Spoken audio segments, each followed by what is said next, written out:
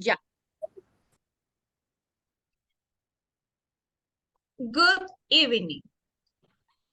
Our group will present two cases where will share the application of Law 1100 system of 2006 and unfair competition. We introduce ourselves. My name is Andrea Zamora and my colleagues Helber Hernandez, Lina Hernandez, and Angie Beltrán. My name is Andrea Zamora. Buenas noches, profe. El caso número 1 que vamos a tratar es sobre un plan de negocios que está presentando la empresa para poder liberarse de las deudas en las cuales se encuentra actualmente y pueda surgir de su necesidad de capital. En este caso, para poder generar esta petición que ellos están solicitando, nos podemos acoger a la ley 1116 del 2006, la cual en esta ley establece el régimen de insolvencia empresarial y regula la protección del crédito. Además, determina el procedimiento para el acceso de los representantes de las empresas ante las entidades competentes colombianas para hacer el reconocimiento de este proceso como tal o de algún otro proceso para la recuperación de las empresas mismas. Entonces, para poder utilizar o tener acceso a esta ley, mi compañero Helber Hernández va a hacer su respectiva intervención con respecto a esta ley. Good night, my name is Helber Hernández. Quiero hacer un pequeño resumen señalado a la ley 1116 de 2006. Es importante tener en cuenta que el empresario debe estar al día en las obligaciones tributarias con la DIAN. Al no estar al día, no podrá acceder al proceso de organización. Asimismo, se debe ocurrir algunas de las siguientes situaciones. La primera es el incumplimiento de las solicitadas. Si ocurre incumplimiento no subsanado en audiencia por la atención no oportuna en el pago de las pensiones o pagos del sistema de seguridad social y de administración. En este caso es importante aclarar que el juez declara terminado el acuerdo y ordena el trámite del proceso judicial.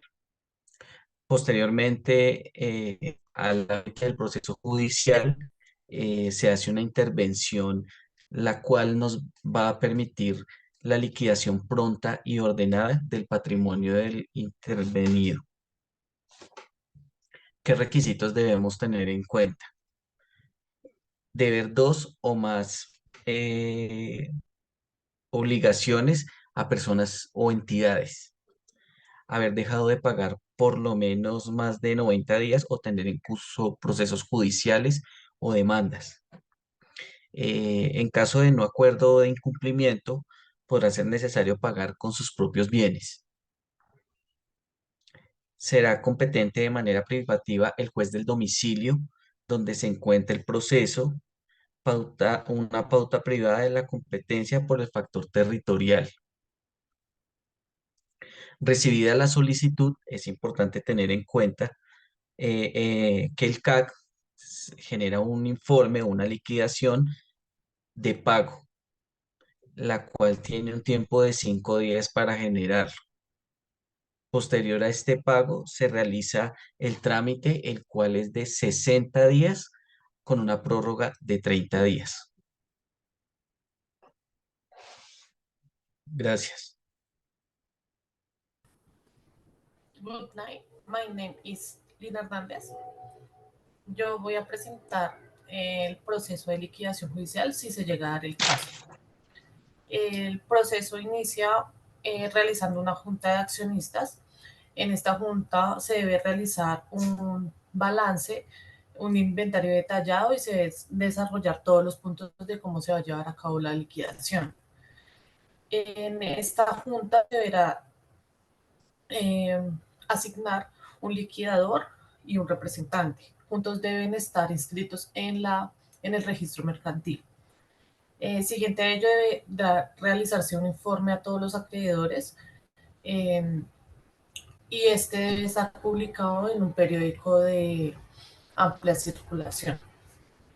Se debe realizar un inventario detallado que este debe estar aprobado por la Superintendencia de Sociedades en el caso de las sociedades conformadas por acciones. De igual forma, todos deben estar aprobados por un contador. Siguiente, se debe realizar el pago de todas las obligaciones, eh, iniciando por las obligaciones laborales. Le sigue las obligaciones tributarias ante la DIAN y por último con los demás acreedores. Luego se debe distribuir los remanentes entre los accionistas y socios. Luego se debe elaborar un proyecto de liquidación societaria donde se deja claro la separación y todo el tema del desarrollo de la liquidación. Y este debe estar aprobado por toda la Junta. Final a ello, se debe realizar la radicación en la Cámara de Comercio y la cancelación del RUT ante la DIAN. En la siguiente imagen podemos evidenciar unos de los artículos relevantes.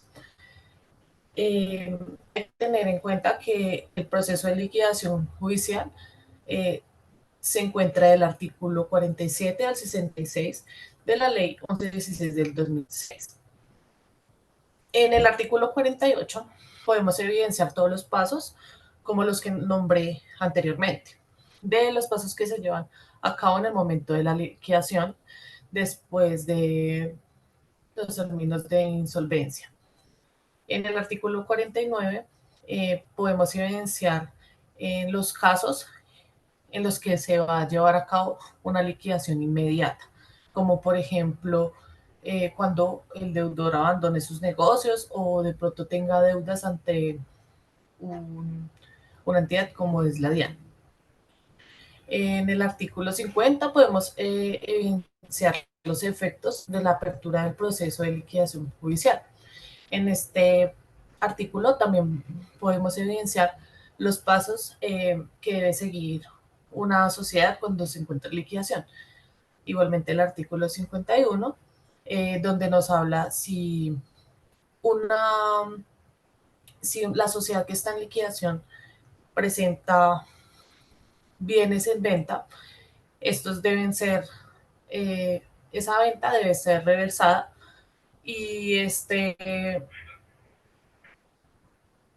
bueno, digamos, este inmueble se debe pasar todos los derechos a al juez que decidirá cómo llevar a cabo ese bien inmueble para suplir algunas de las necesidades y obligaciones que presente la empresa.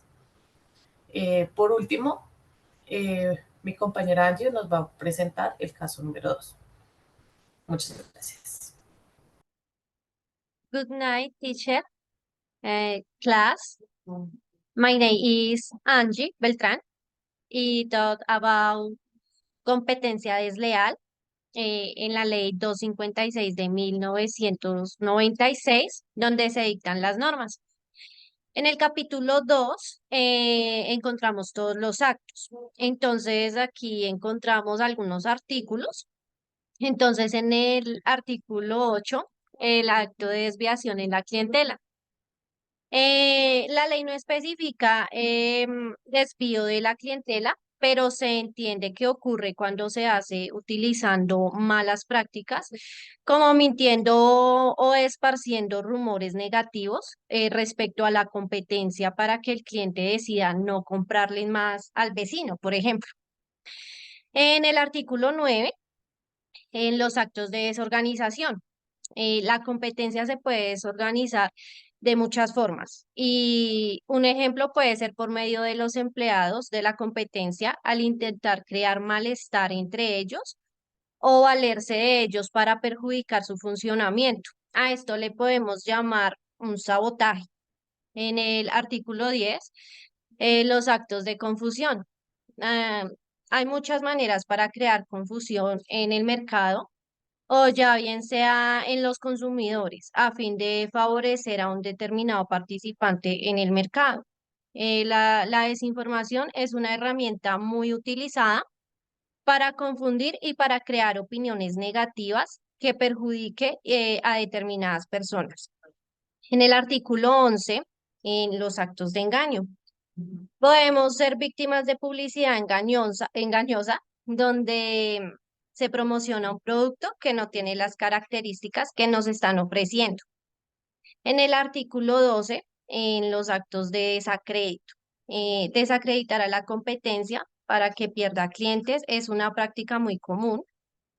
Hablar mal de la competencia sin fundamento para crear una percepción negativa en los clientes es una de las prácticas más comunes, sobre todo en comercios pequeños o informales. En el artículo 13, en los actos de comparación, la comparación de productos y servicios es una actividad muy usual, sobre todo en el medio online, donde hay medios que se dedican precisamente a comparar productos, lo que no es ilegal. Lo ilegal es hacer comparaciones presentando información falsa que perjudique o omita información. En el artículo 14, en los actos de imitación, la imitación del producto y servicios no está prohibida. Lo que el artículo 14 de la ley 256 prohíbe es la imitación exacta y minuciosa de las presentaciones de un tercero. Se considera desleal cuando genera confusión acerca de procedencia empresarial de la presentación o comporte un aprovechamiento indebido de la reputación ajena. El artículo 15, la explotación de reputación ajena. Este tipo de práctica es de amplia utilización en el Internet, donde abundan los fraudes y las falsificaciones. Eh, Esto sería pues nuestra exposición. Muchas gracias, profe, y gracias, compañeros. Que pasen Muchas buena noche. gracias. Muchas gracias, profe. Buenas noches.